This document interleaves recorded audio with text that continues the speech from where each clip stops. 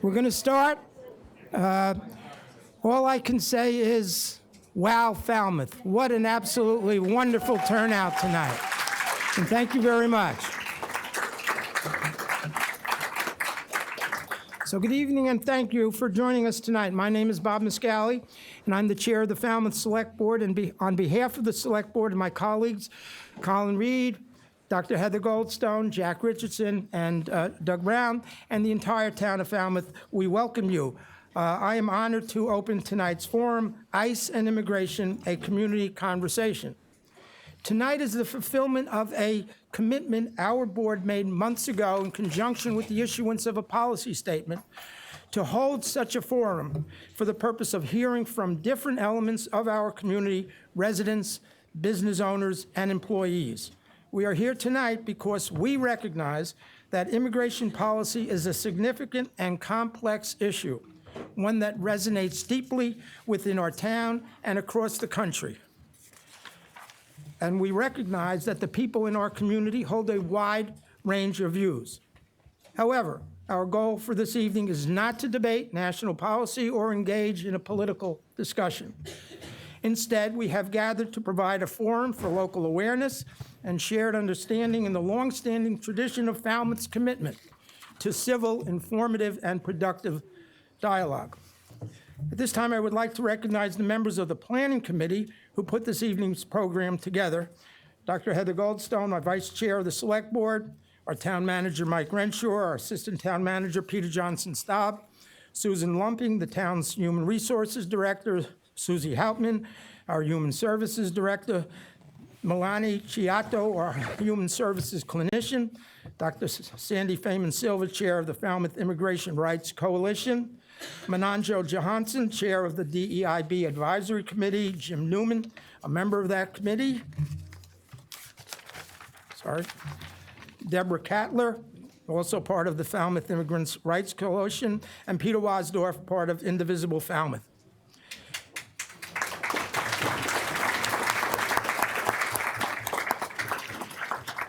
Tonight is about the people of Falmouth. We are here to listen to the firsthand experience of our neighbors, including business owners, educators, law enforcement officers, legal advocates, and families, to help us understand how our community has been impacted and will be impacted going forward. We have 6 scheduled speakers, and after we hear from them, we're going to transition into small, hard to do here, small group discussions to allow everyone a chance to share their perspective and ask questions in a more personal setting. I would ask the people who are willing to facilitate. We had some people that were willing to facilitate, and if you are, please do that when we break into the individual sessions. We will not be having public comment at this meeting, but urge all here to participate in these group discussions. Ultimately, we want to talk about how we can best support the individuals, community organization, and businesses that make Falmouth special. We ask that you approach tonight's conversation with the same respect and community spirit that defines Falmouth. Light refreshments, I'm not sure if there are any left, but are available throughout the evening, so please feel free to help yourselves. There are name tags for you and paper at the different tables. So again, thank you for being here to help us navigate these important issues together. And let's begin with our first speaker, Michael Mecenas, founder and current President Executive Director of the Brazilian Resource Center. Michael?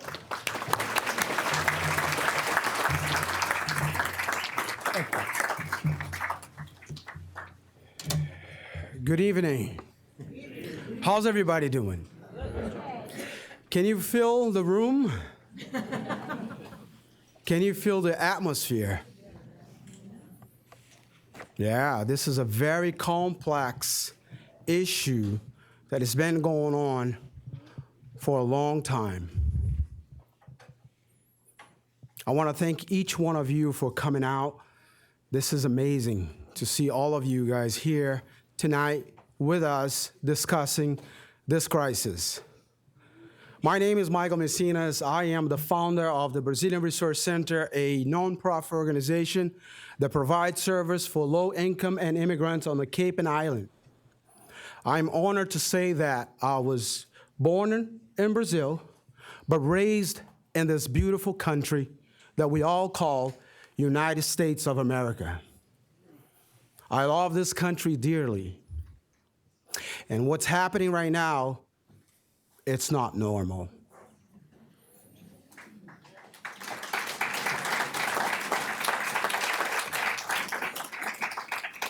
Imagine waking up every morning and looking at your spouse or your kids or your siblings or your friends and not knowing that you are going to see them again.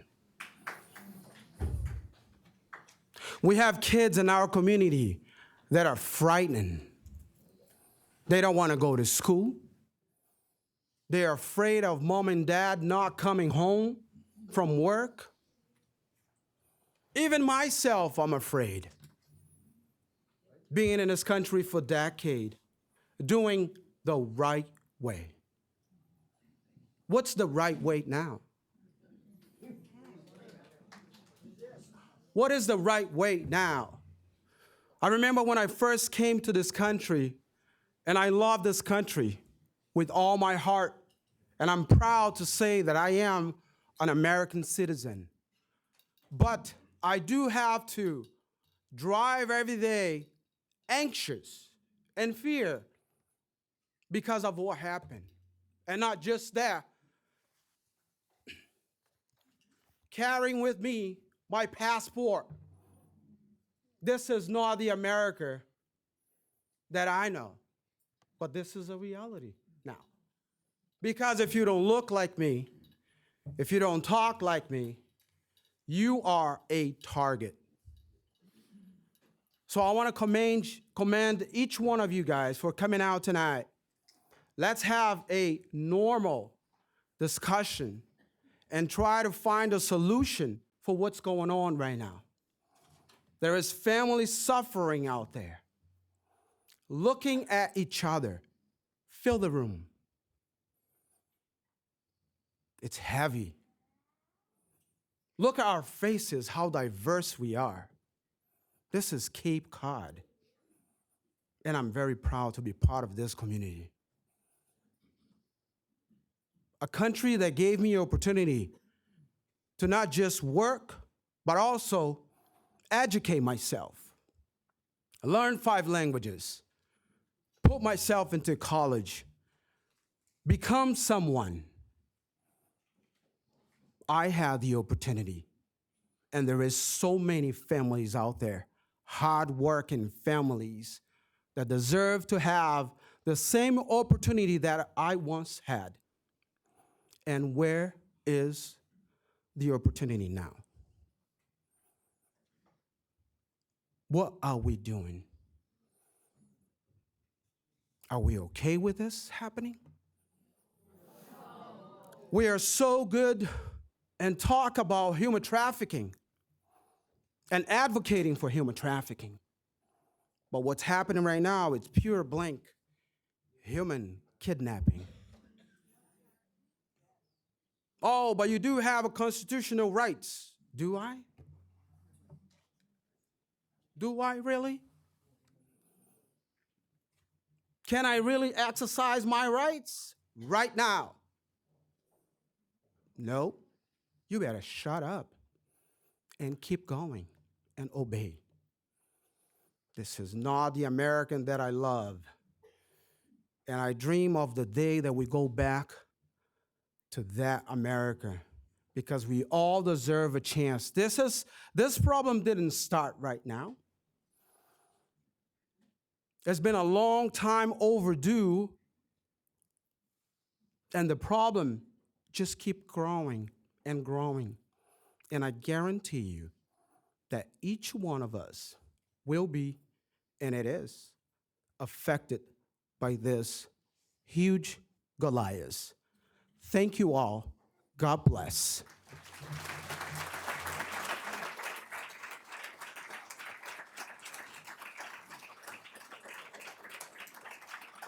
Thank you, Michael, for those very powerful words. Please join me in welcoming our next speaker, the Honorable and Extraordinary Sheriff Donna Buckley, our Barnstable County Sheriff. Sheriff Buckley is an attorney, and I think this is the really cool part. In addition to being an attorney, that's awesome too. Sheriff Buckley is the first female elected sheriff in Barnstable County's 341-year history. It's amazing.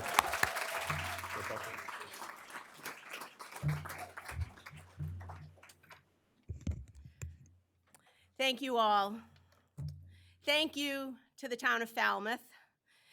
Thank you to our town manager, Mike Renshaw, our select board, and our town of Falmouth employees who organized this amazing opportunity.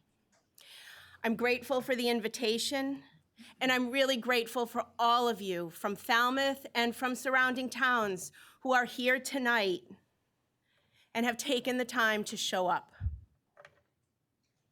So tonight, we're gathered to talk about ICE and immigration, and to talk about it, from my perspective, from public safety.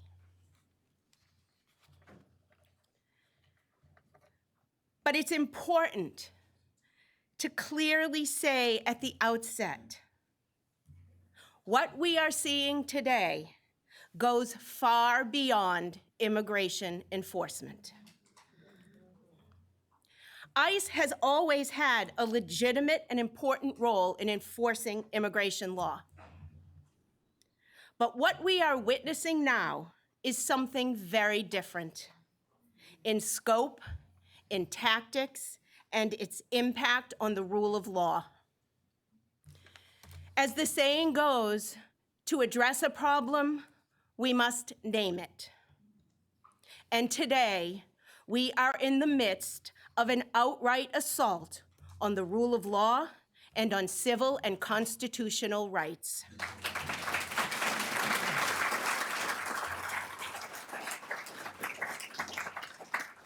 Let me be clear, I am not criticizing the legitimate enforcement of immigration law.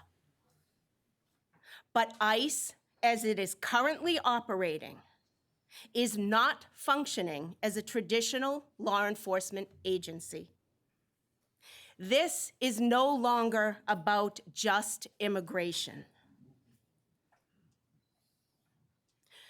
Remember back to July 11th, in front of Coffee Obsession on Palmer Ave? Sort of brought the horror home to us about some of the tactics that were being used in immigration enforcement. They look pretty tamed by today's standards. That was not the first incident in Falmouth, and it hasn't been the last. What I initially described back then as performative political theater has escalated into dangerous encounters with real consequences, including life and death situations for both citizens and non-citizens. While immigrants are certainly the face of this enforcement campaign, they are not the only victims. We are now seeing widespread civil rights violations against US citizens as well. Here are just a few from January, as documented by the New York Times. January 6th in Minnesota, 2 US citizens arrested at work at Target because they looked Latino. On January 8th, an ICE agent pointed a gun at a protester. On January 8th, a pastor was arrested while protesting a raid. On January 9th, a US citizen and member of the Red Leg Chippewa tribe was punched in the face despite complying.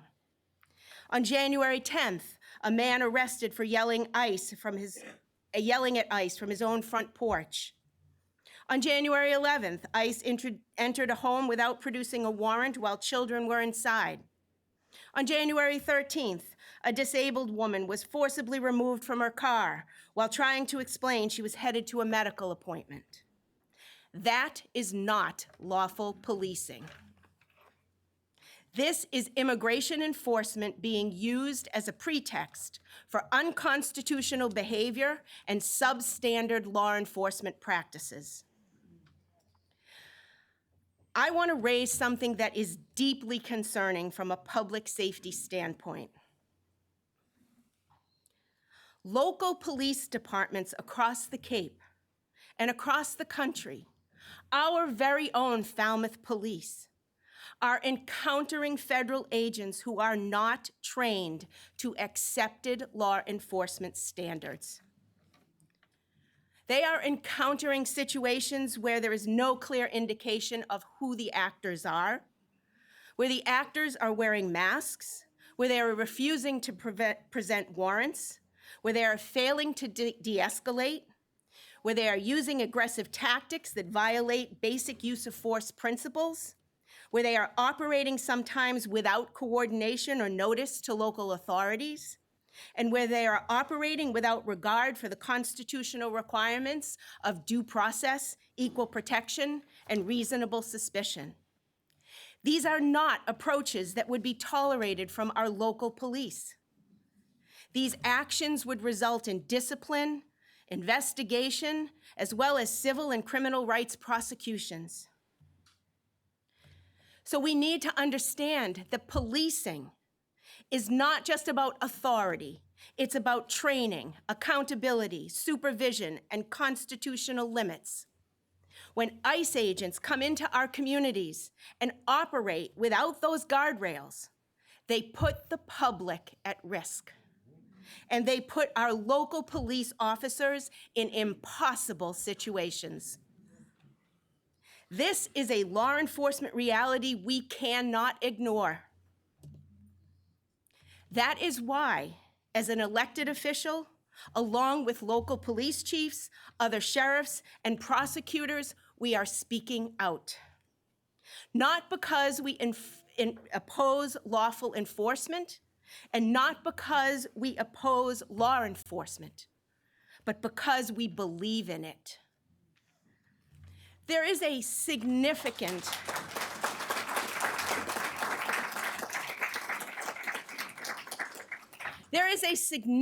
irony here today. The civil rights movement of the 1960s is often referred to today. But consider the irony. Think about Alabama in the 1960s. The state was refusing to integrate its schools and implement Brown versus the Board of Education. The federal government sent troops to protect citizens from unlawful local action. Today, it's the federal government that's violating the constitutional rights, and it's local officials who are trying to protect them.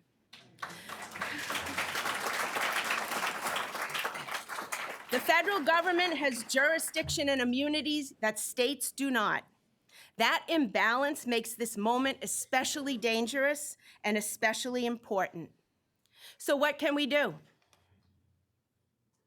We can hold the federal government accountable by exercising our constitutional rights of free speech, peaceable assembly, and lawful protest. We can document ICE actions through video and press. We can challenge unlawful behavior in court. We can stay educated and informed. We can support a free press.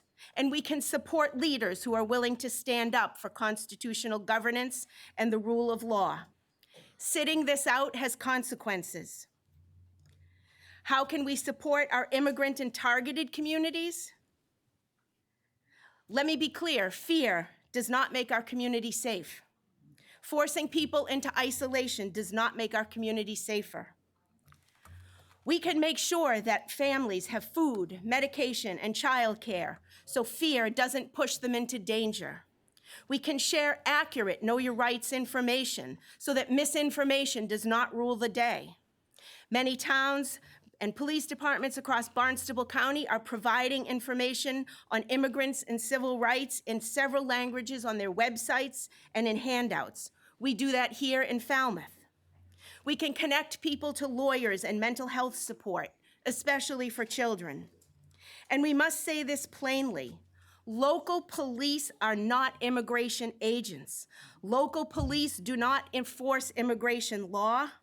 Local police are the resource that we need to help the people who are feeling targeted.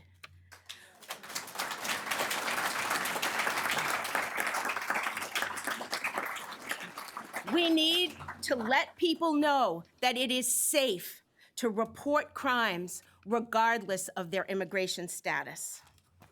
So let me close with this.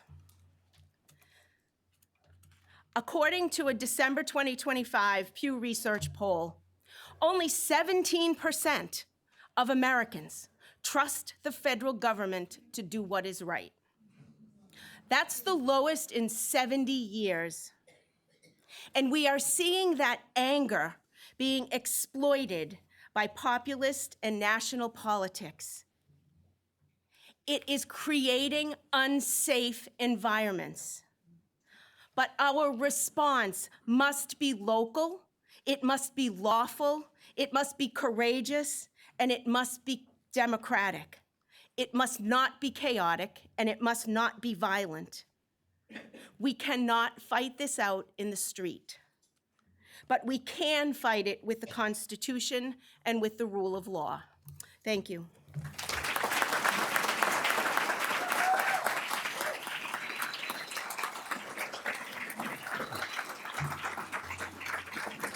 Thank you, Sheriff Buckley. Please join me in welcoming our next speaker, Natalia Frois. I hope he pronounced that correctly. A native of Brazil who works for the Cape Cod Council of Churches, providing outreach to the immigrant community. She's an entrepreneur who created the Latino Business Network on Cape Cod to help immigrants and Latino entrepreneurs thrive in their new country. Natalia.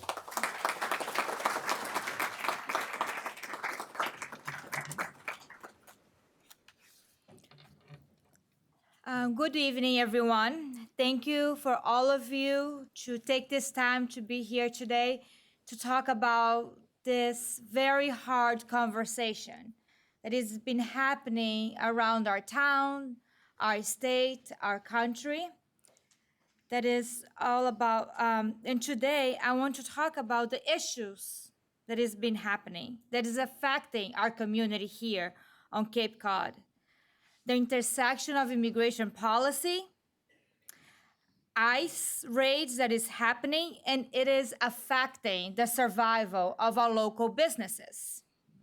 As we all know, about 90% of our businesses here on the Cape are local, and they depend highly on immigrants.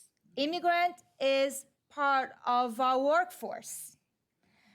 Unfortunately, this past year, many of our immigrants has been walking over eggshells.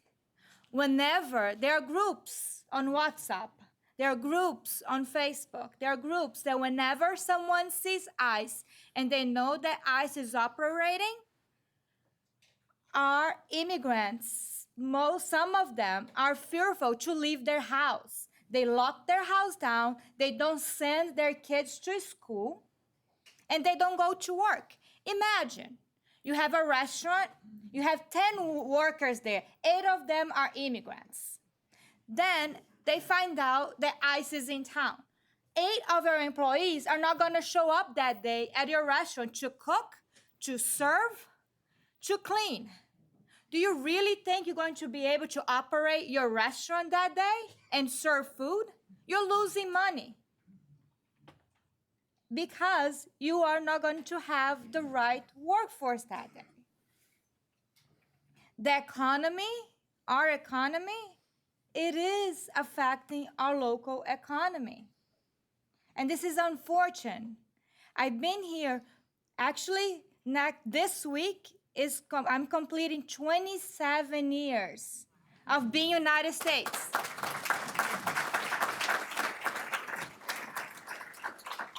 My parents decided in 1998 in Brazil, when we were going through a hardship, a financial hardship, that we are gonna go to America to get, and my parents' American dream was for my brothers and I to have a better education and a better financial life.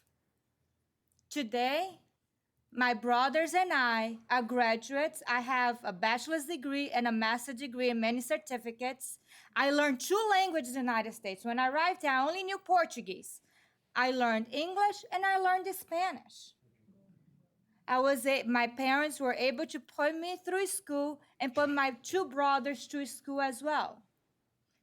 Thank you for the United States. If I was back in Brazil, I probably wasn't gonna have the life that I have right now. And it's fearful to see that the immigrants that are living here now, they are not having the opportunity that I have been having the past 27 years. The world look at United States as the place for opportunities, as the place for the American dreams. How can we dream? We are having nightmares. We are having nightmares. We're not dreaming in America anymore. The way I look, as Michael Mecenas has mentioned, even I am a U.S. citizen now, I can be incarcerated, I can be detained and questioned after, right? That's not good, right? That's not good. So I just wanted enforce that our small business are suffering. Labor shortages, wage pressure, and uncertainty. As we all know, as living here on Cape Cod, we depend on our tourism, and we really depend on our workforce. So if the J1 visa students' visas are jeopardized, and they're not coming to work on our restaurants, on our hotels, on any other labor, how are we going to maintain this? Some of my clients have been working 80 hours a week because they do not have enough employees to fulfill the need. So people are exhausted. Health issues are coming up. People are not going, our immigrant community are fearful to show up to doctor's offices. I have met with some of our local leaders that a lot of the doctors' visits are being canceled because they are afraid to show up and something happen on the way there. The school rates of immigrants signing up for school has dropped tremendously. What's going on? The kids are dropping out of school. Are they not showing up to school? It's fearful. So we need, my call is for all of you, is to support our community, to learn about, continue to do the protesting. Protest is our voice, right? This is part of our Constitution, is so our voice can be heard. Showing up in places like this, I'm very happy that this room is packed with people to hear about the challenges that we are going through on a daily basis. And thank you for being here, for supporting me, for supporting my community, to supporting our community. We are very diverse. There is over 200 different countries represented on Cape Cod. Wow. If you walk in any main street on Cape Cod, you can taste many different foods. You don't need to travel to Europe. You don't need to travel to South America. Just walk Main Street in Falmouth. You can taste different foods from all over the world, and you can hear many languages from all over the world. We are very diverse, and we need to be inclusive. And what is happening now is not inclusive. And thank you so much for giving me this opportunity to speak with all of you. Thank you.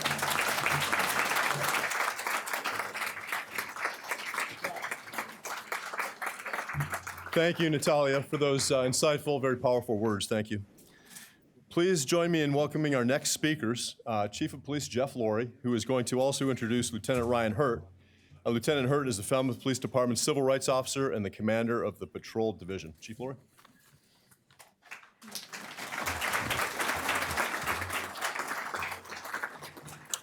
Good evening, everybody. It's great to see so many people come out, and I will be brief.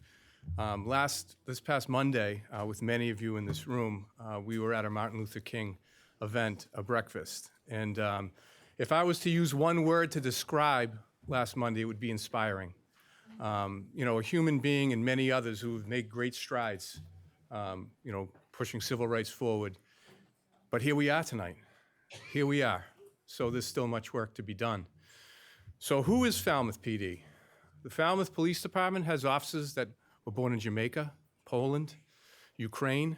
We have a student officer in the academy that's Cape Verdean, was born there.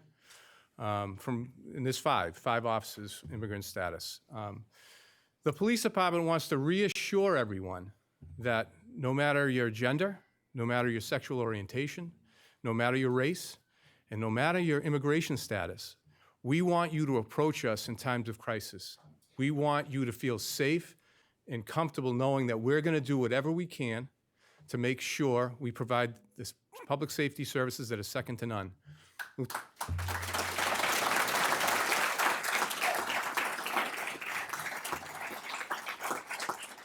Lieutenant Hergt, I'm going to invite him up now. I tasked him early on when he was our civil rights officer as a sergeant, he's now a lieutenant, to investigate a program called the ABLE program. And he's going to explain that program and what it does and what your police department will do in certain situations when we can. So Lieutenant Hergt, if you could please take center stage.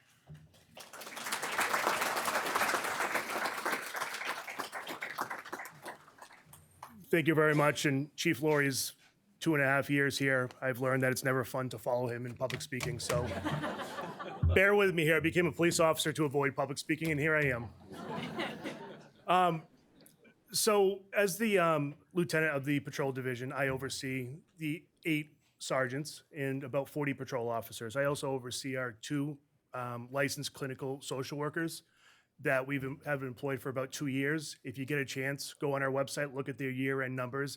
It's amazing how many families and households they've helped along the last year. So I want to take this opportunity to plug that. And I'm also the civil rights officer.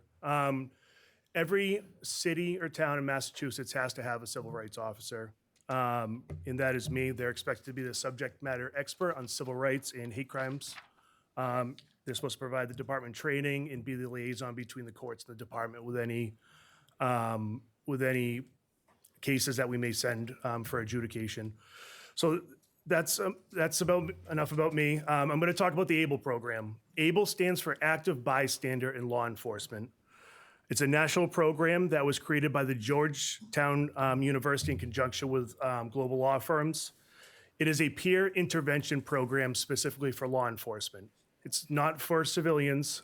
We've had some great bystander civilian training in this town. I remember in 2019, No Place for Hate at the Herman Room put on a really fantastic training. In any groups in this room, I implore you to seek, we'll co-sponsor it, but I'm really advocating for the community to get involved in active bystandership and get proper training in that. I think that's really important to keeping everyone safe on these chaotic scenes.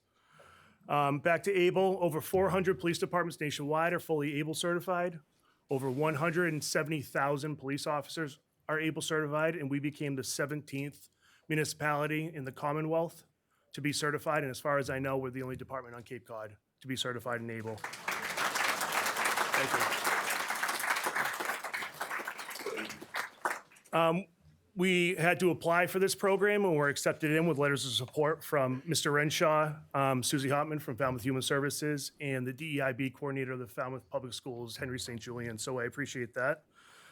We provide 8 hours of hands-on training with our entire staff.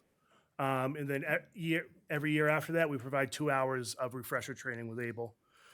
Since we got it accepted by the end of 2024, we are fully trained. We have a training next month with newer officers that just came out of the academy. Since implementation, so about 1.5 years, under 2 years, we have had successful interventions to prevent police misconduct and mistakes, not only within our department, but outside departments as well. ABLE is based on 50 years of scientific research. It's based on the teachings of Dr. Irvin Staub. Dr. Staub was a professor at UMass Amherst and Harvard. He was born in Hungary. He grew up during the Holocaust, and his family was aided by 2 active bystanders that helped prevent the family enter concentration camps. After that, he lived under Soviet communism. After that, he lived under Soviet communism and then fled to the United States when he was 18 years old. His research focused on bystandership and the psychology of peace and violence. So if you ever get a chance, read some of Dr. Staub's studies. He helped found the EPIC program in New Orleans Police Department in 2016. EPIC stands for Ethical Policing and It's Courageous. And after reviews and studies after a few years, that did prevent police misconduct. After that, he helped Georgetown University develop the ABLE program. Why is this pertinent now, and why am I talking about the ABLE program? Well, the Falmouth Police Department earlier this year was equipped with body-worn cameras to improve our transparency and accountability throughout the town. 2020 brought us police reform following the George Floyd incident. This banned chokeholds, increased use of force reporting, had changes to SRO policies, and most importantly, established the Post Commission to add accountability to our police officers. The newly formed Post Commission can suspend, decertify officers based on their actions during their duty or off duty. Why do we need active bystandership in law enforcement? Well, the job's hard. If anyone's seen us work or have watched TV shows, cop shows, or talk to my wife when I get home, the job is hard. It's full of stress, trauma, and pressure, all right? We learn in the ABLE training about what's called an amygdala hijack. It's a small part of your brain responsible for a large amount of your emotions.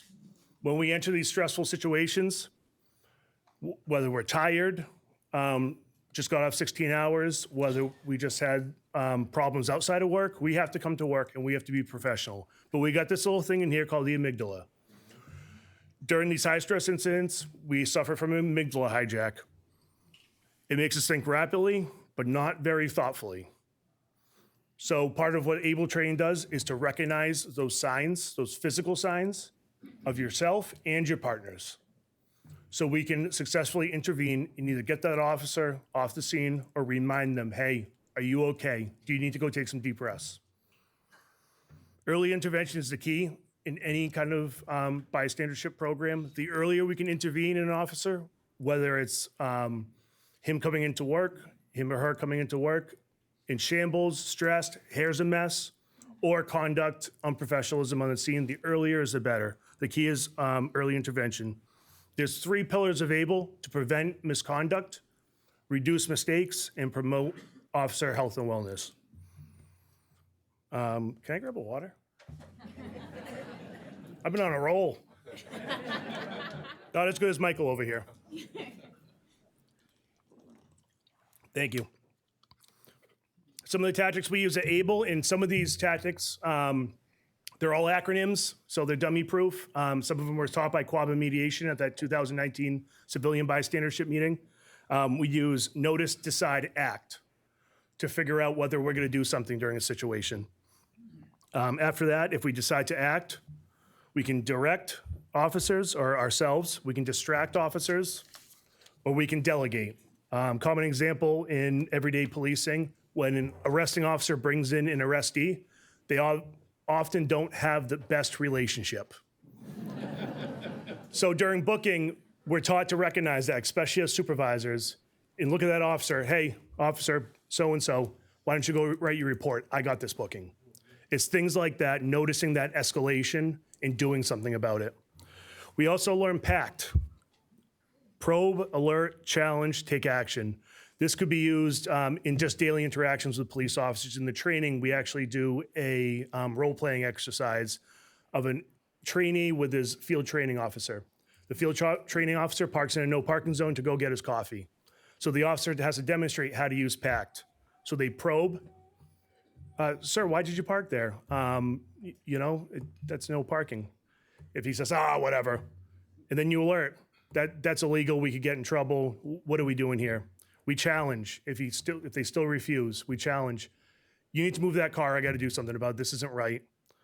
And then you take action. Give me the keys. I'll move the car. Or report to your supervisor the violation. So these are just some of the tactics that we use. And we teach this to disregard rank. If the chief of police was being unprofessional to one of you tonight, I have his permission and the ability to tell him, Chief, you're not acting right. You need to change, If I see the chief make an arrest out there tonight and he's using excessive force, I can pull him off. And it teaches him not to be mad at me and me not to be mad at him afterwards.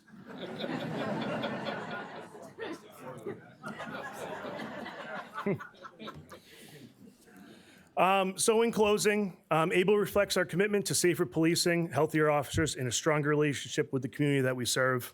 And again, my call to action tonight, I think it's due time that the community hosts some active bystander training. Contact me at the department. I'd be more than happy to co-sponsor or help you out or be a part of it. It's always good to get the law enforcement officer's side of the story. And also, this happened when, about a year ago, when all these ICE stories started making the news. A lot of you who are familiar with me from different civil rights events picked up the phone and called me. Hey, Ryan, what is this? What do you guys do with ICE? What would you do if you, I can't go through every hypothetical, but I can give you the information that we know, our standard operation procedures, and some of the law that we know. So pick up the phone, call me. I'll probably hate myself that I said that tonight, but I'm Monday through Friday, 8 to 4.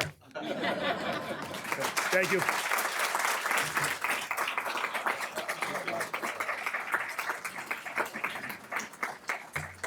Thank you, Lieutenant Hergt. Chief, I remember 2 years ago when you first brought that ABLE program to my office and we talked about it. I had no idea the impact it would have, but Ryan, thank you so much. It's made a tremendous difference. Okay, so please join me in welcoming our next speakers, Town of Falmouth Human Services Director Extraordinaire, Suzie Hauptmann, and Town of Falmouth Human Services Social Worker Extraordinaire, Milene Chioatto. Did I do it okay? This year, we were fortunate to add a part-time bilingual social worker to our human services team, and we thank Milene for filling that very important need.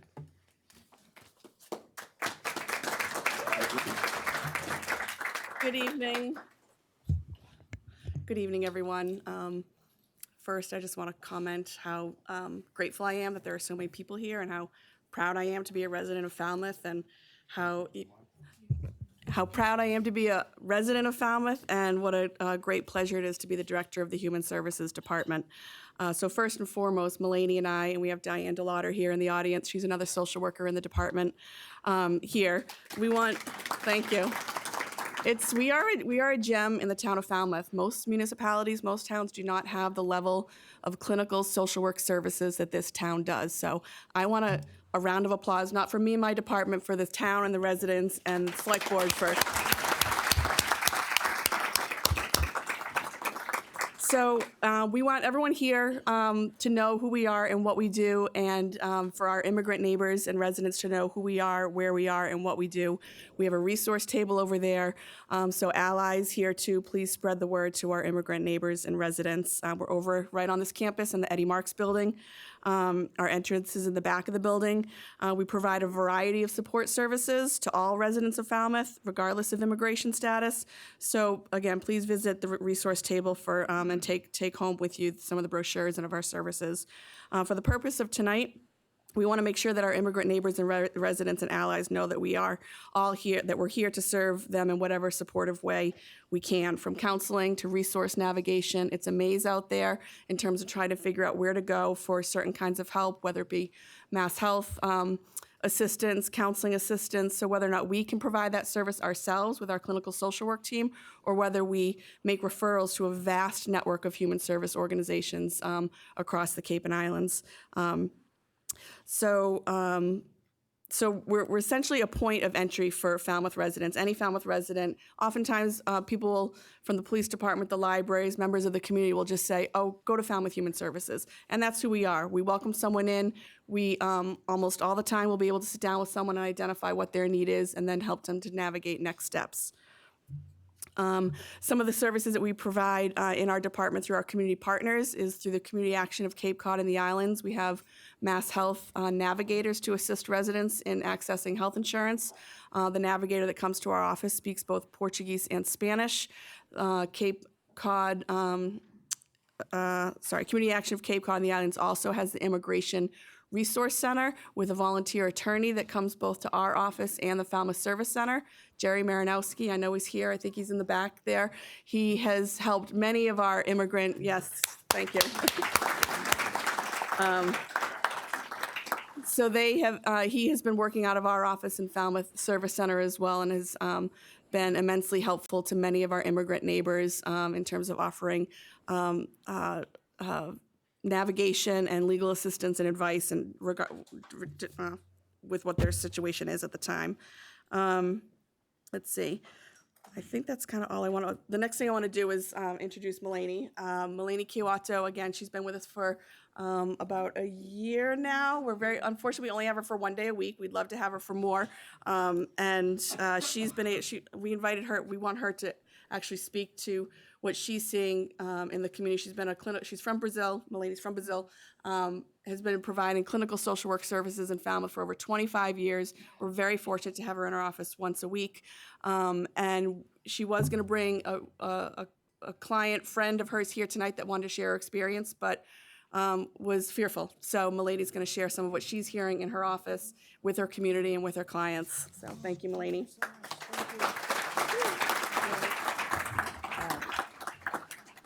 So I'm a little overwhelmed. I think I didn't expect this many people, but I'm really happy that we are all here together. Like Michael and Natalia, I'm also wasn't born here. I'm from Brazil. There are many of us here from Brazil, and we had the opportunity to learn things. I went back to get my master's degree, became a social worker. So that's what Natalia was talking about, the opportunity, and Michael was talking about the American dream that we don't see, but we're still able to live a little bit.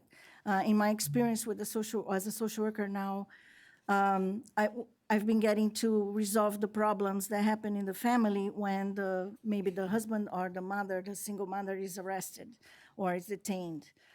So what happens to us? We need to help them pay rent. Maybe get them food because they don't want to go out to go to the store, and make sure that kids go to school and somebody drives them so they don't feel they need to be isolated. The person that I wanted to come and talk, her husband got arrested by mistake. He was just detained by mistake, and she has an autistic kid. And for 32 days, she stayed home. She never left the house because she was afraid the same was going to happen to her. And her son would not have anybody to take care of him. So she describes to me how it is. Luckily, she has a house with a yard, and they could play and all. But, she was describing to me the angst of being incarcerated like he was. And she was very proactive, and she was able to help him get out in like a month. We both had to call places. We had to call ICE and find out how to bail him out. It was a very interesting experience, and she became so good about doing that now she's helping other families with the legal part. And the other thing, I had the opportunity to talk to this man and hear the stories of people he met there that were also unlawfully detained, that didn't have the resources that he had, and the wife that he had that was very proactive and really raised the money for the bail, contacted the lawyer, went after nonprofits to help her with all the process. So he met at least two men that were in limbo. There was a man from Africa that was there for 8 months, and his family didn't even know he has been arrested. He had no way to communicate. and another Brazilian man that was there for 4 years with no contact with the family. Because there is things you have to do. Somebody needs to send you money to be able to call. Nothing is free over there. You need to send money for conveniences, food, and stuff like that. They have a name for that, I forget. Remember? Yes. Yeah, and also for the phone. So these people that had nobody to send them money, they couldn't communicate. This man from Africa, his family thought he was dead because they didn't hear for almost a year. And I talked to her before I came here to kind of, get the story. And she says that both those men are out of there. They both went back to their countries. So the Brazilian man reunited with his family in Brazil. And this Africa guy, when he called through using my friend's husband's phone, they were crying on the phone and saying, "We thought you were dead." So just little things that we don't know this happened unless you talk to somebody that was in that position. And so what happens to our community? We are lucky here in Falmouth that we have resources, the Falmouth Service Center, the charitable funds that gave Christmas gift to the families. They were delighted to have this. They couldn't afford any of that. And so we're very lucky that our community is very generous and able to provide for the families. But a lot of people are, they kind of have that burden because they can work. And they, like Natalia says, sometimes they're even afraid of leaving the house to go to work. The other thing that we notice is that some people, because they're so afraid of being detained and not being able to see the judge right away or continue with that process, they are leaving voluntarily. So that adds to the number of people that are not able to work anymore because they get so afraid. They say, "I better go," and they sometimes have houses, they have cars, they have businesses, but they have to sell or let go of everything to feel safe and not to be able to, nobody wants to be kidnapped from the street. So I think that is scaring a lot of other people to just leave voluntarily. And we suffer because we need them to do the jobs that they want to do and that we need them to do. And that's what's happening in our community, more or less. Okay.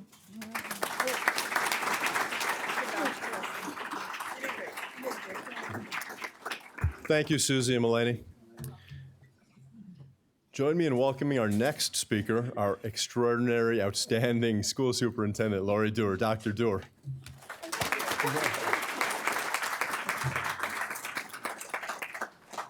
I am so honored to be part of this community. I walked in and I could not believe, I was overwhelmed by the people that are here.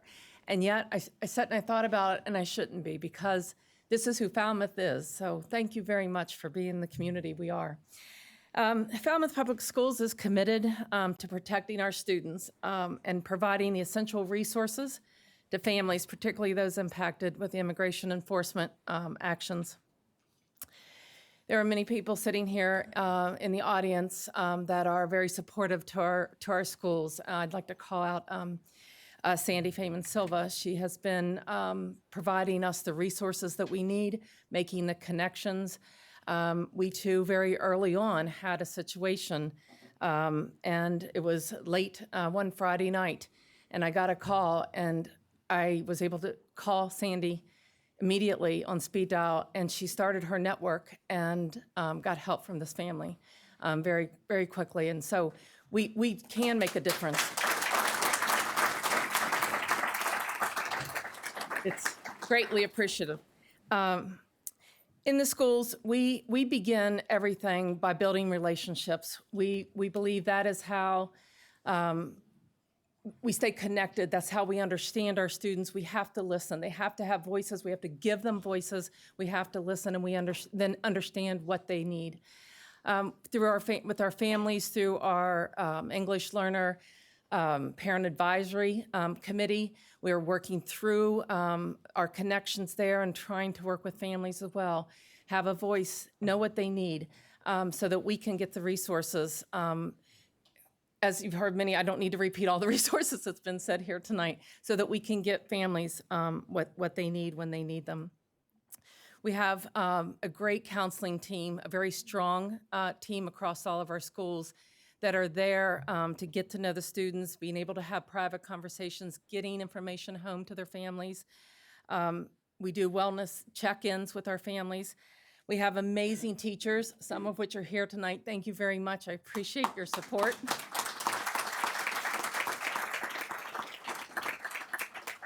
They are there for our kids, and we listen, and we're there. We try to do what we can and connect those resources.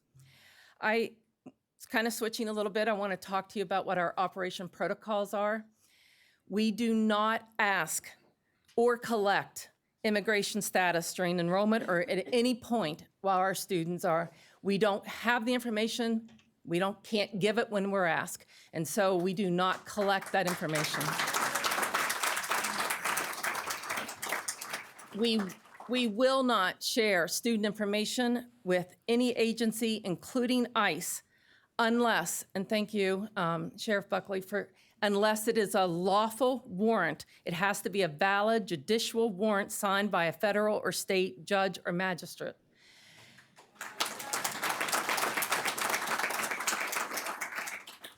ICE agents are not permitted on our grounds without proper legal documentation, that judicial warrant. Should this ever occur, staff know to immediately notify the principal that will be the front line. They will contact myself as a superintendent and our legal counsel, and we will be on site if they are there.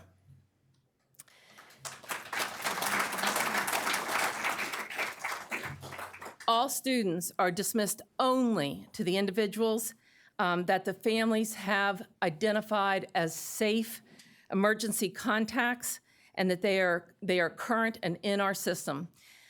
The transportation providers are aware of our safety protocols, including instruction to keep kids on the buses and continue to drive and bring them back to our schools if they are encountering at bus stops. We're doing what we can. Our fear every day is that we aren't doing enough. And you read stories every day about what's happening in schools, which we thought we were the safe haven.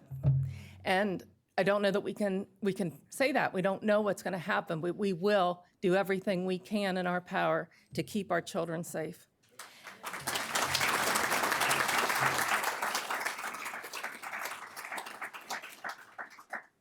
As a community, we must define ourselves by what we are for. We are for the safety of our children. We are for the dignity of our neighbors. We are for a Falmouth where every student, regardless of their country of origin, feels a deep sense of academic belonging. I too was at the breakfast, and Dr. Tanya Washington was an amazing speaker, and I'm going to quote her. "The means must justify the ends. We cannot use hate to build a community of love." Thank you.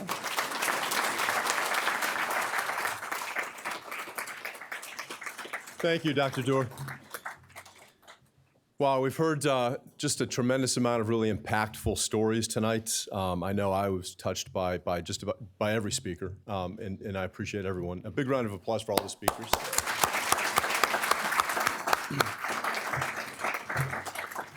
I've been looking forward to this next part too. So at this time, what we'd like to do is invite you all to reflect on what you've heard and discuss it at your tables, along the sides of the room for those of you who don't have tables. We'll know better next time. For the next meeting, we'll have a bigger room. In about 15 minutes, so take about 15 minutes and talk about some of the things that you heard tonight, how it impacted you, your thoughts about what you heard. And we're going to reconvene in about 15 minutes and offer an opportunity for each table, if they'd like to report out and share some of those common thoughts. Thank you. Okay, ladies and gentlemen, we'd really love to hear some of your thoughts on what you heard here tonight. So if you can, we're going to have some staff walking around the room with microphones. We're going to have you raise your hand at the tables if you'd like to report out on some of the things that you heard tonight. So if you're ready, go ahead and raise your hand, please, and we'll be right over with a microphone. All the way in the back. Are you sure? All right. All right, who has something they want to, which table would like to speak? Okay, I'm coming to you. Oh, you got one, okay. I'm speaking on behalf of several people at my table who are, while they have, there is no reason for them personally to be afraid in their lives. They're scared they're personally scared themselves, and they're scared for their neighbors. And they are having bad dreams, and they're afraid.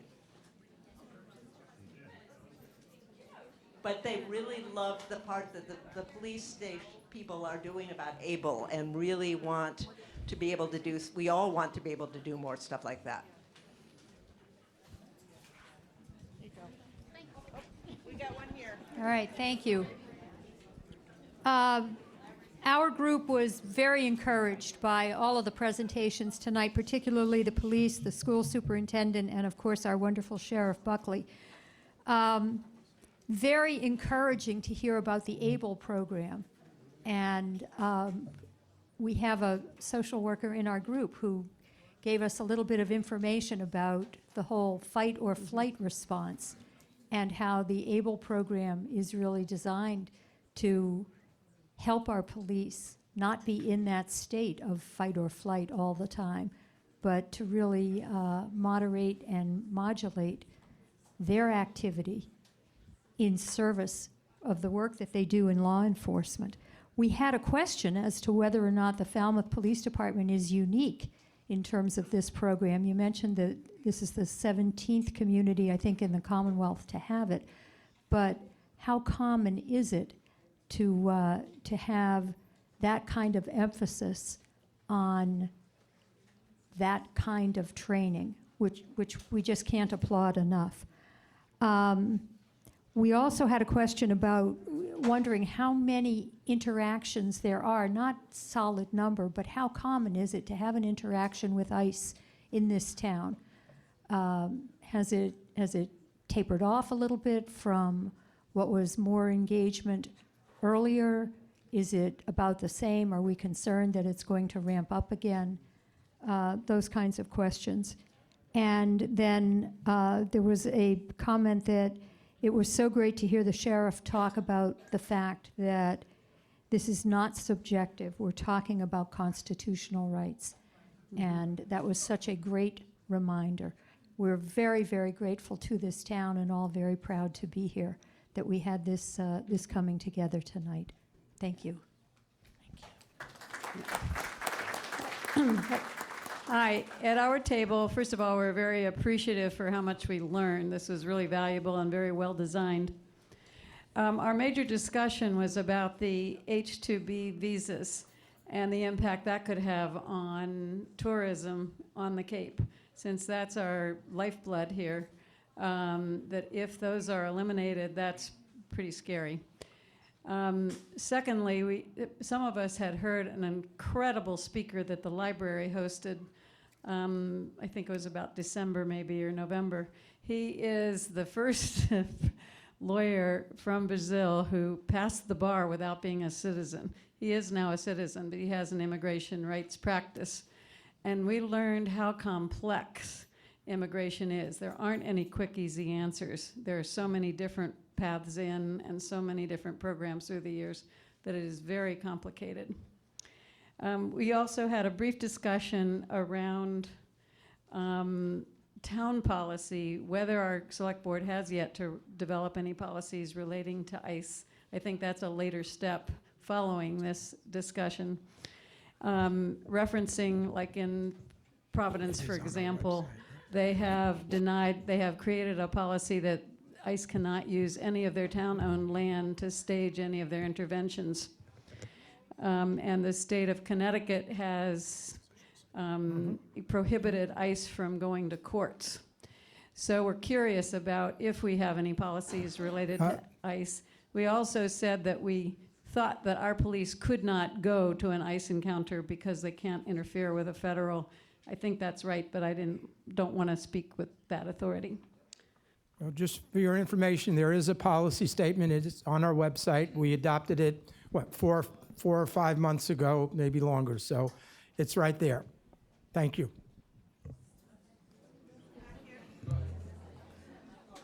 Several of us had a question that's kind of basic, but was alluded to yet not answered.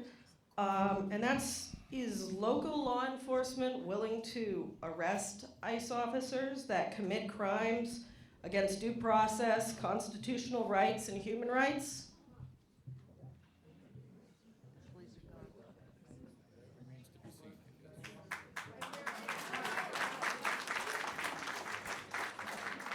I mean, certainly I would say that if there is an overt crime that's being committed, our police will look at it very carefully, and if it reaches a stage of being a crime, I'm sure they'll enforce it. And Chairman, it's a great question, and I think we heard from Lieutenant Hergt, who spoke about, and I'm going to use the ABLE program, and it extended to officers within our own departments and outside agencies. So I think I think I can say yes to that statement. If there's an incident that we see, an officer sees in Falmouth that is a violation of law, they have a duty to intervene.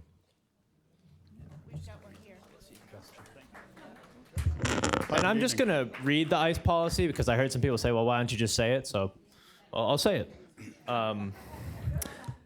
The town of Falmouth is committed to enabling our residents, businesses, employees, and visitors the opportunity to live, work, and experience our town's unique charm today, tomorrow, and for future generations. We strive to be an inclusive, welcoming, equitable, and diverse community, and we take seriously our responsibilities for economic prosperity and the health, safety, and well-being of residents and visitors. Trust that constitutional and civil rights will be upheld by all law enforcement officials, foundational to the kind of community we strive to be. Our local police force work diligently to build trust and relationships, asking as guardians first, enforcers only when necessary. In contrast, some of the tactics employed by the federal immigration and law enforcement officials operating in Falmouth has contributed to a climate of fear that undermines the work that our town staff, including our police department, do each day. This has been reported in our local newspaper, shared on social media, and communicated directly to members of the board by concerned constituents, you guys. We do not dispute the rights and responsibilities of federal officials to enforce laws in our country. However, it is essential that this be done in ways that respect and uphold constitutional and civil rights to freedom from unlawful discrimination, freedom from unreasonable search and seizure, freedom from self-incrimination, and access to due process under the law. In addition, especially given recent events in Minnesota, where a man impersonating a police officer shot and in one case killed elected officials and their spouses, it is important that all law enforcement officials do their utmost to respond to lawful requests for identification and legal documentation. It is not enough to simply wear fatigues or invoke the name of a law enforcement agency. Finally, while Massachusetts state law stipulates that local police do not and will not assist or participate in any federal immigration enforcement, it is important that they be aware of potentially disruptive activities in our town. We encourage the traditional collegial sharing of information between law enforcement agencies to ensure safe, effective operations. The town of Falmouth has many resources to offer residents and visitors, and all services of the town are offered independent of immigration status. Information about immigration status is not requested by town staff. More information, falmouthma.gov. Thank you.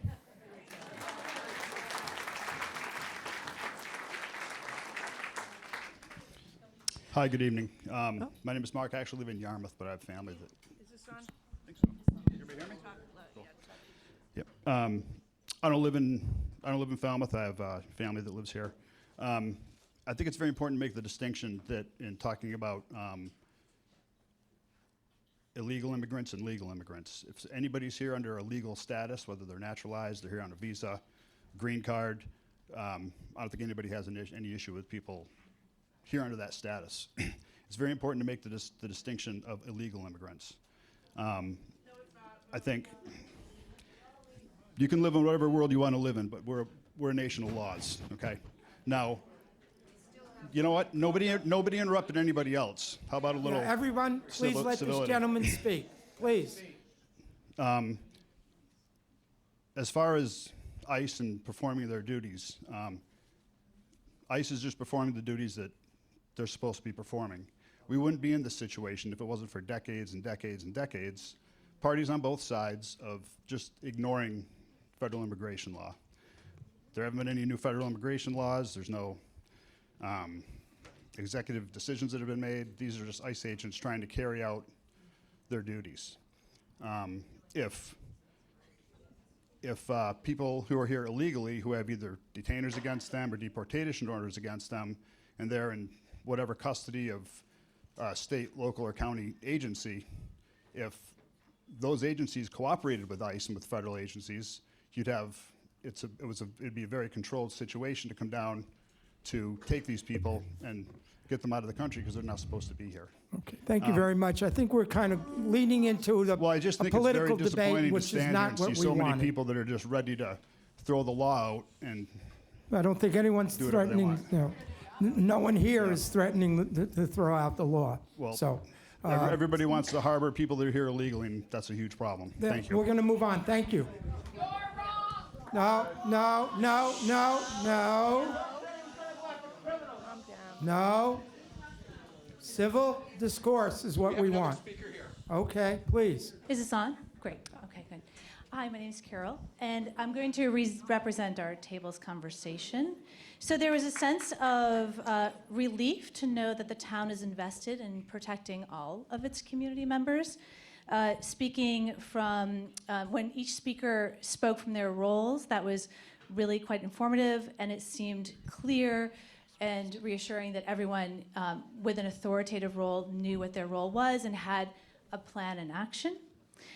There was great interest in learning more about the active bystander training, so thank you so much for presenting that. That seemed to be quite helpful, and we would like to join in forces of utilizing that training more. We also really appreciated the personal accounts that were shared and the lived experiences for those that have been personally affected by ICE's impact in our community. And also, let's see. Oh, we had a suggestion that we do hope that we can come together again to discuss active measures to protect all of our community members when ICE returns with greater force in our community. Did I miss anything, table? Okay, great, thank you. To that last comment, we do plan on having, we have a planning committee that's been formed. We do plan on having another meeting like this. We'll just make sure we have a bigger room the next time. Okay. Our table echoes much of what has already been said. Steve here said we have overwhelming challenges that can just numb us and make us feel like we can't do anything. So it is encouraging to come here tonight and hear that we have so many resources, we can get training. And so that's a very positive thing for us, and we look forward to new training. Most of our discussion focused around loose and the interest in getting bystander training and hearing the personal stories. There are a couple people here who have been trained at our table, and that was very encouraging. They encouraged us to get trained as well. And Donna is doing a great job. And and we want to keep her in office. So, and then the last question that came up, because I am a clergy person, what is the Clergy Association doing about this? That's a great question, and we will be discussing it at our next meeting.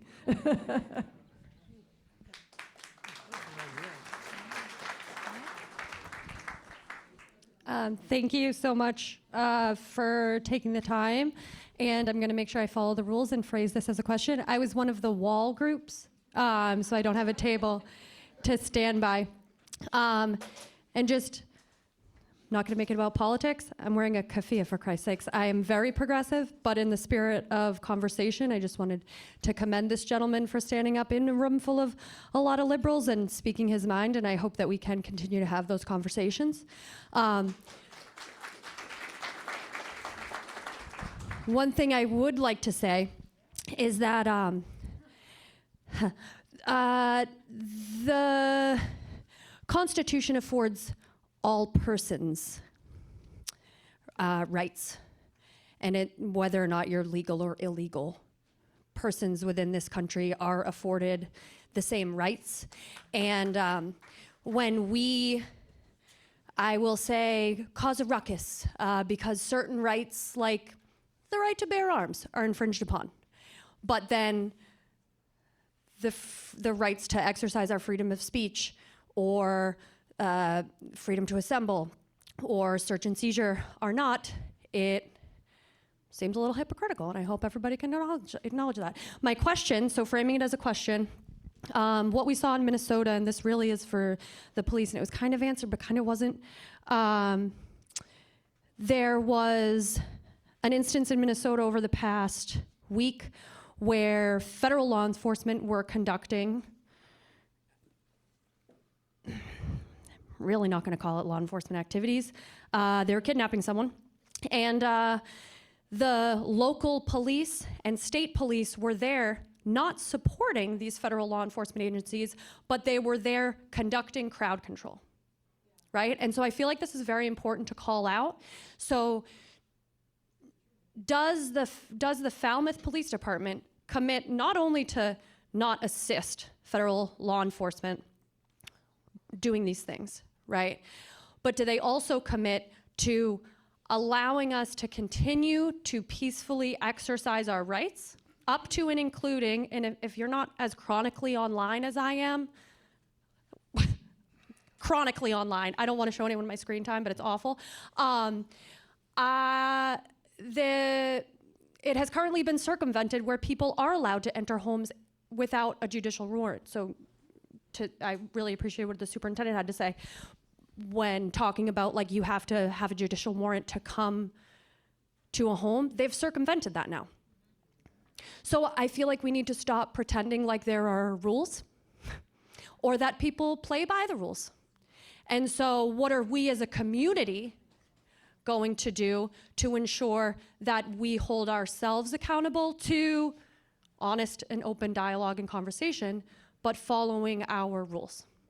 And so will the police department commit to not only not working with these federal officials, but will they also commit to allowing us to continue to exercise our rights in, you are allowed to observe federal and state officers. You are allowed to record them. That is your right. So long as you do not, quote unquote, interfere with what they are doing, you are allowed to stand by, and you're allowed to observe, and you're allowed to document, and you're allowed to record, and don't let anybody take your rights away.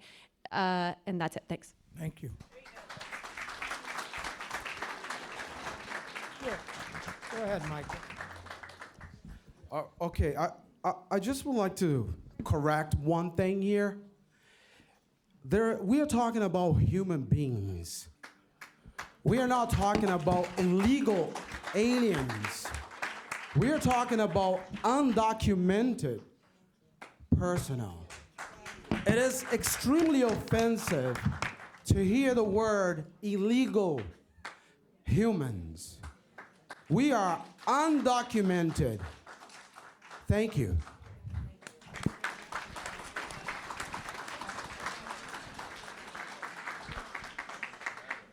Michael, thank you for saying that. So I'm Judy, and our table echoed everything that's already been said, except for in the back.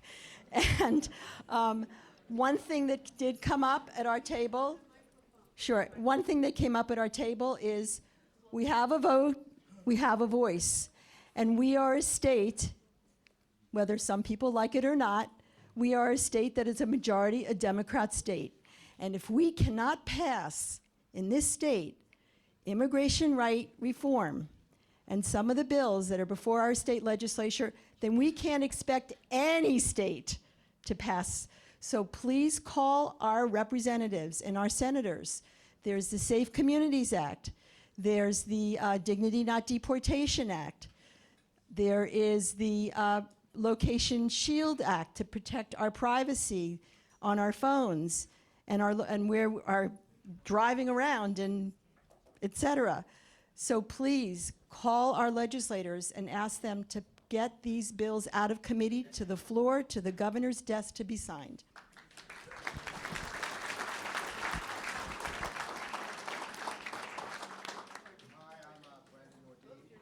Can't hear you.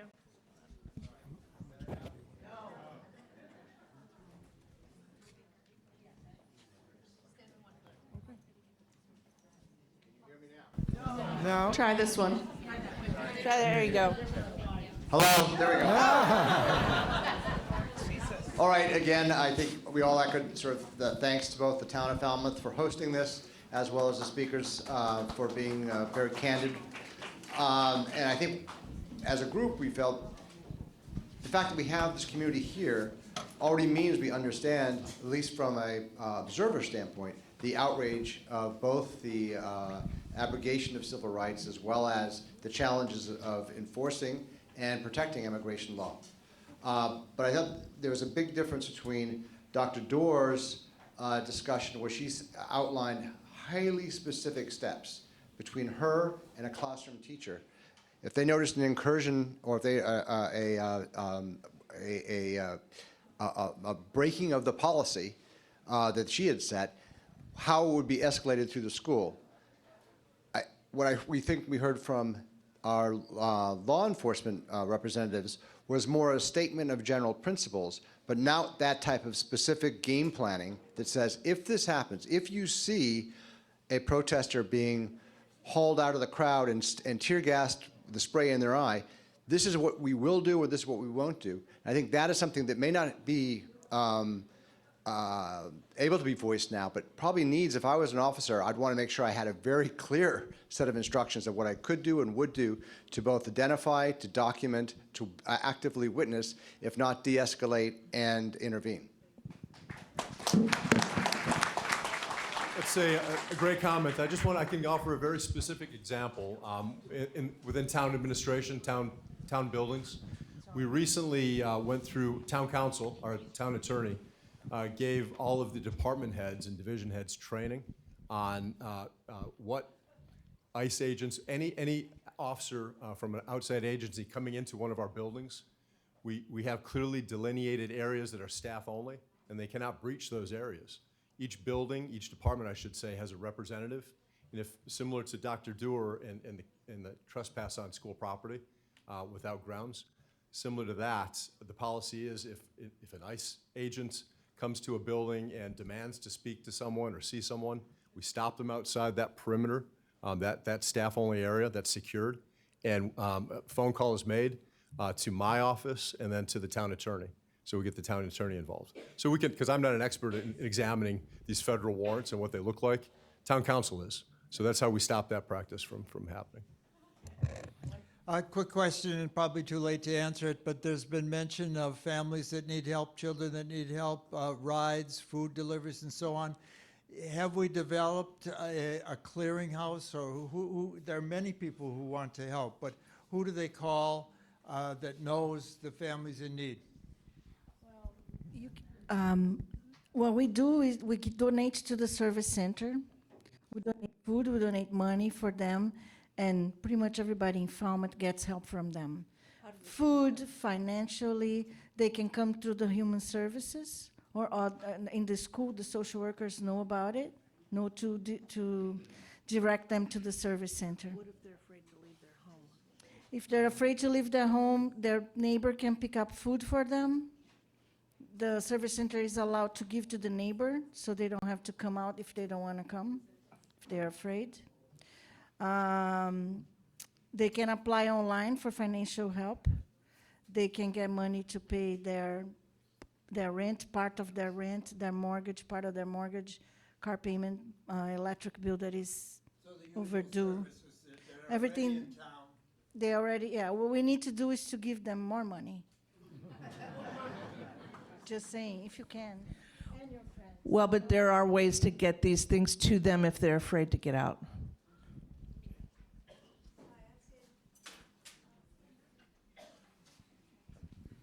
Hi, I'm Sandy Feynman Silva, and I am the chair of the Falmouth Immigrant Rights Coalition, and we are developing a plan to provide family assistance to residents of Falmouth and the Upper Cape with rides, financial assistance, food donations, and so forth. Through Latinx in Action, we've partnered with that organization, and they are going to be helping us locate people, and we could also work with Falmouth Human Services. So we hope that we will make a difference. And we do have a lot of literature here, know your rights literature, family preparedness literature, and a business advisory pamphlet that talks in detail about how businesses and faith communities and other public-facing organizations can protect themselves. We think, obviously, if you've watched the news in the past few days, it's obvious that the rules of the game have changed. We live in a lawless country at the moment. So we are going to really have to really get our courage front and center to implore the police to help us, to implore our neighbors to show up. I know Lewiston, Maine is a small town. They are facing huge challenges under new rules of engagement. It is frightening. That's why so many people are here, and we need to keep this conversation going.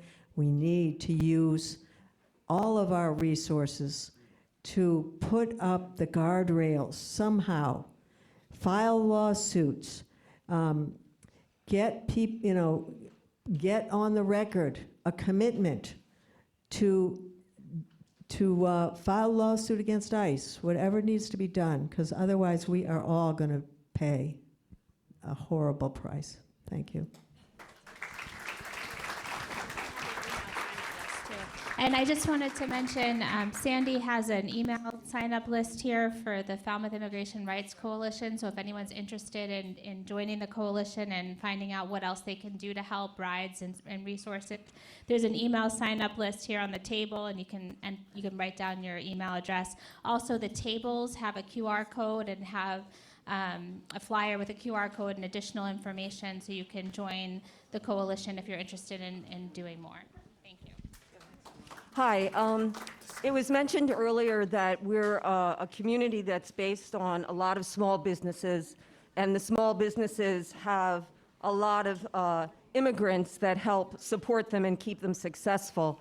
So I was wondering whether there's anything that has been provided to the business owners to give them support to keep their staff members safe, and to basically to keep them safe and to keep their businesses up and running.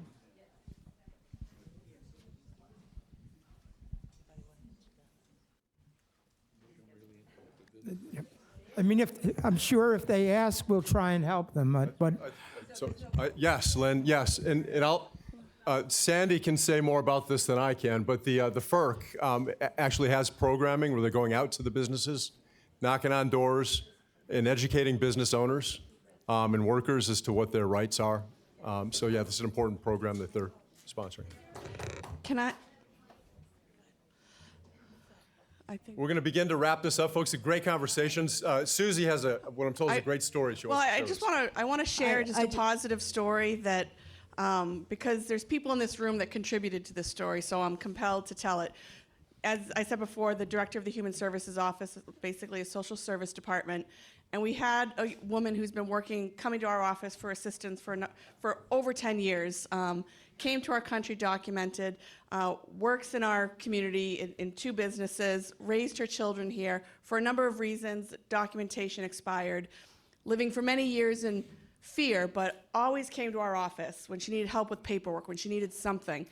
She accessed the immigration attorney. Some of the people in this room helped her on this journey, and just in the past 6 months, finally, her paperwork is in place. She had to go to her biometrics appointment. Someone from a church drove her there. She was so fearful. She had to go to the RMV because her license was expired. Someone in this room brought her there, and that was complete. Someone in this room helped her with all of her legal documentation, and that was complete. Her she was given the ride to Boston to have her very scary appointment with a magistrate, where basically by the end of that meeting, they said, here's, you are naturalized. I'm not going to look at the person that, she had her green card. So basically, after all those years, many people in this room, our department, the Falmouth Service Center, the churches, she now is living, in our community, working in our community. She has a daughter in college that's studying to be a nurse, and it's because many people in this room were there for her, and I just wanted to end it with a good story.